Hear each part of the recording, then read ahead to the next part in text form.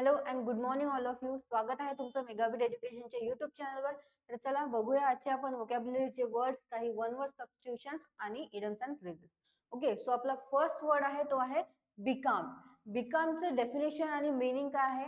So leave a sailing ship unable to move through lack of wind. Okay, म्हणजे वाऱ्या अभावी जहाज जो आहे, शिप जी आहे ती वाऱ्यामुळे तिची गती जी आहे ती कमी होणे, शांत होणे. ओके, सो त्याला मराठीमध्ये हा अर्थ होत असतो म्हणजे अडकून पडणे, एका ठिकाणी स्टक होऊन जाणे, अडकून जाणे. तर हा अर्थ आहे कशाचा? बिकामचा. बिकामला मराठीमध्ये म्हणतात अडकून पडणे.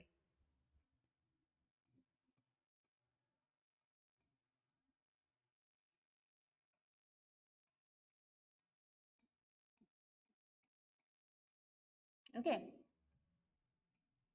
सो त्याचे सिनोनिम काय आहे? तर सिनोनिम आहे स्टॅडेड, स्टक, मॅरोड. अँटोनिम आहे ऍक्टिव्ह, मोबिल आणि मूव्हिंग. तर अँटोनिम काय होते? त्याचे मूव्ह करणे.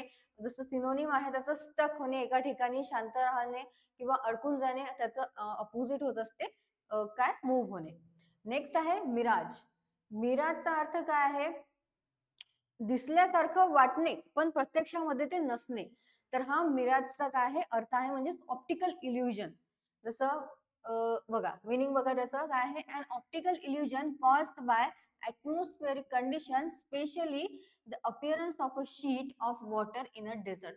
जसं डेझर्ट मध्ये आपण जेव्हा कधी पण उन्हाळ्यामध्ये पण जर आपण बघत असलो, आपण ट्रॅव्हल करत आहे कारने किंवा बसने, तर आपण समोर बघतो की रस्त्यावर एक शीट दिसते आपल्याला वॉटर सारखी, पण ती वॉटरची शीट नसते, ते एक ऑप्टिकल इल्युजन असते. ओके, म्हणजे दिसल्यासारखं वाटत आहे आपल्याला की तिथे पाणी आहे म्हणून, पण तिथे पाणी नाही आहे. तर त्याला म्हणत असते ऑप्टिकल इल्युजन.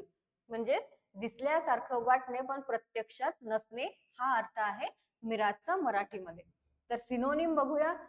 सिनोनिम आहे ऑप्टिकल इल्युजन, हॅल्युसिनेशन. जसं हॅल्युसिनेशन तुम्ही धनुष आहे, साऊथचा मूवी आहे एक धनुषचा, तुम्ही 3 मूवी बघितला असेल, त्याला हॅल्युसिनेशन होत असते, त्याला दिसत असते कोणीतरी आहे म्हणून तिथे, पण दुसऱ्यांना दिसत नसते. ओके, तर ते आहे त्याचं हॅल्युसिनेशनचं मिनिंग. अँटोनिम आहे सर्टेनिटी, फॅक्ट आणि रियालिटी. तर हा मिराज म्हणजे काय आहे की दिसल्यासारखं वाटणे पण प्रत्यक्षात नसणे, हा मिराजचा अर्थ आहे मराठीमध्ये. नेक्स्ट आहे स्क्रुटिनी. स्क्रुटिनीचं मिनिंग काय आहे? तर क्रिटिकल ऑब्झर्वेशन ऑर एक्झामिनेशन, म्हणजे तपासणी करणे किंवा छाननी करणे. एखादं आपण अप्लिकेशन करत आहे, ठीक आहे, एक एक्झाम्पल बघू आपण की आपण पासपोर्टसाठी अप्लिकेशन करत आहे. तर त्याकरता काय होत असते? तपासणी होत असते, म्हणजेच पोलीस व्हेरिफिकेशन होत असते, एक्झामिनेशन होत असते. तर त्याला काय म्हणतो आपण? त्याला म्हणतो आपण स्क्रुटिनी. ओके, ऑब्झर्वेशन करणे आणि त्याला काय करणे? एक्झामिन करणे, हा अर्थ होतो छाननी किंवा पडताळणी करणे. छाननी किंवा आपण म्हणू तपासणी करणे.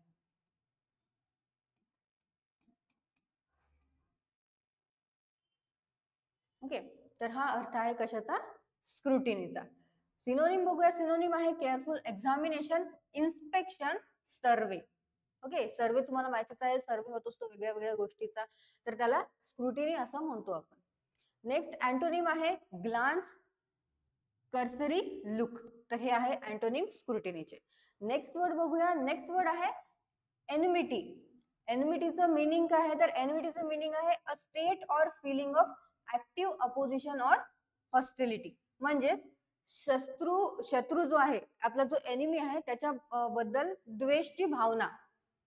ओके, त्याला काय म्हणू आपण? एनिमिटी. मराठीमध्ये जसं वैरभाव, जर जसं फॅमिलीमध्ये तसं तर झालं नाही पाहिजे, पण असते की फॅमिलीज मध्येच कधी कधी रिलेशन खराब असते. तर दुसऱ्या समजा चुलत भाऊ आहे, त्याचे जे मुलं असले लहान, ते खूप हुशार असले, तर काय होत असते? द्वेष भाव येत असते, एखादा वैर भाव येत असते.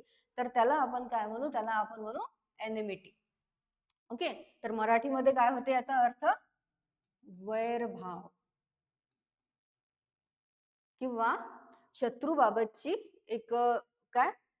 द्वेष भावना. वैरभावही ठीकच आहे. ओके, तर हा अर्थ आहे मराठीमध्ये एनिमिटीचा. सिनोनिम काय आहे? तर सिनोनिम आहे हॉस्टिलिटी, अॅनिमोसिटी आणि अँटेगोनिझम.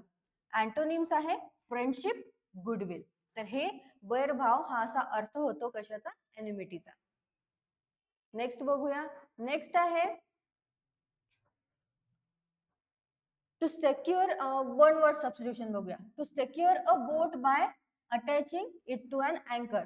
तर याचा वन वर्ड मध्ये जर आपण लिहूया तर काय लिहूया, त्याचं मूर. मूर म्हणजे काय होत असते, तर नाव किंवा नाव एक जमिनीवर किंवा पाण्यामध्ये एका दोरने किंवा साखळीने ज्याला बांधलेले असते तर त्याला आपण काय म्हणतो, moor. Okay. A secure to secure a boat by attaching it to an अँकर.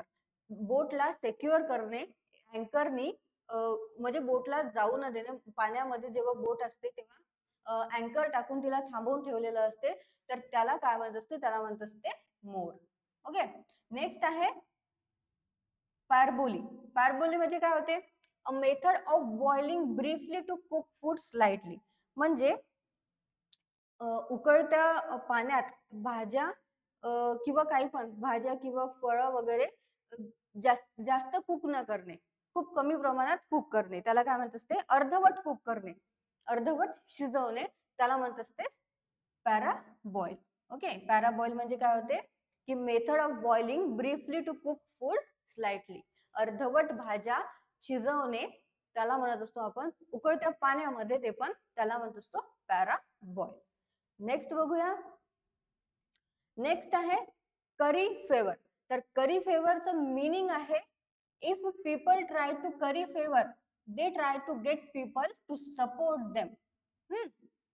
तर काय आहे करी फेवर म्हणजे, करी फेवर म्हणजे आहे की एखाद्याला आपल्या कामाकरता, आपलं काम झालं पाहिजे म्हणून आपलं काम काढण्याकरता त्याला मस्का लावणे. ओके. तर करी फेवरचा अर्थ आहे मस्का लावणे.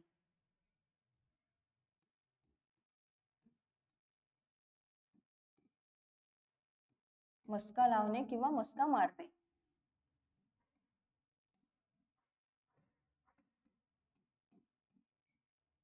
ओके.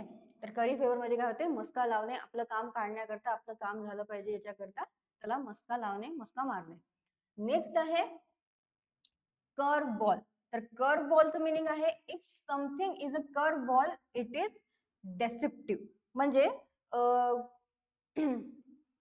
एखादी, आता जसं CID वगैरे तुम्ही बघत असाल तर त्यामध्ये एखादं असं पात्र असते जो ज्या डायरेक्शन मध्ये ती केस जात आहे, बरोबर डायरेक्शन मध्ये केस जाण्याला मिसलीड करते कोणी कोणी, म्हणजे त्याला भ्रमण करते, दुसरीकडे त्याला असं दाखवते की ही केस अशी नाही आहे, दुसरी साईडनी आहे. सो मिसलीड करणे, एक केस आहे त्याला मिसलीड करणे किंवा त्याला भ्रमित करणे, त्याला म्हणू आपण कर्व बॉल. ओके. मराठीमध्ये काय म्हणू याला आपण, भ्रमक. भ्रमक करणे किंवा फसवणे.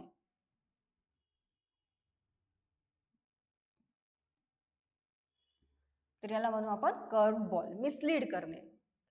सिंपल वर्ड मध्ये मिसलीड. ओके. सो हे आपण काही आज बघितले इडम्स अँड फ्रेजेस ज्यामध्ये करी फेवर होतं, जे की त्याचा अर्थ होतो मस्का लावणे. नेक्स्ट आहे कर्व बॉल म्हणजे मिसलीड करणे. वन वर्ड सबस्टिट्यूशन पाहिलेले आहे. वन वर्ड सबस्टिट्यूशन मध्ये आहे मूर, जो की एक अँकर असतो जो की बोटला पाण्यामध्ये किंवा पाण्याबाहेर सेक्युअर करतो. नेक्स्ट आहे पॅराबॉईल. पॅराबॉईल म्हणजे भाज्या गरम पाण्यामध्ये, उकळत्या पाण्यामध्ये अर्धवट शिजवणे, त्याला आपण पॅराबॉईल म्हणू. नेक्स्ट आहे बिकाम म्हणजे अडकून पडणे. नेक्स्ट आहे मिराज. मिराज म्हणजे जी गोष्ट आपल्याला, वस्तू आपल्याला दिसत आहे पण ती प्रत्यक्षामध्ये नाही आहे, त्याला आपण मिराज म्हणू. नेक्स्ट स्क्रुटिनी म्हणजे छाननी करणे, तपासणी करणे. आणि लास्ट आहे एनिमिटी. एनिमिटी म्हणजे वैरभाव. ओके. सो आपण आज बघितलेले आहे व्होकॅब्युलरी वर्ड्स, त्याचे तुम्ही सेंटेन्सेस तयार करा. खूप इझी वर्ड्स होते आजचे. सेंटेन्सेस तयार केले की आणखी तुम्हाला लक्षात राहील. आणि असेच तुम्ही कमेंट्स करत चला. तुम्हाला जर सेशन आवडत असेल तर तुमच्या फ्रेंड्सला शेअर करा, सोबतच लाईक पण करा. ओके. थँक्यू.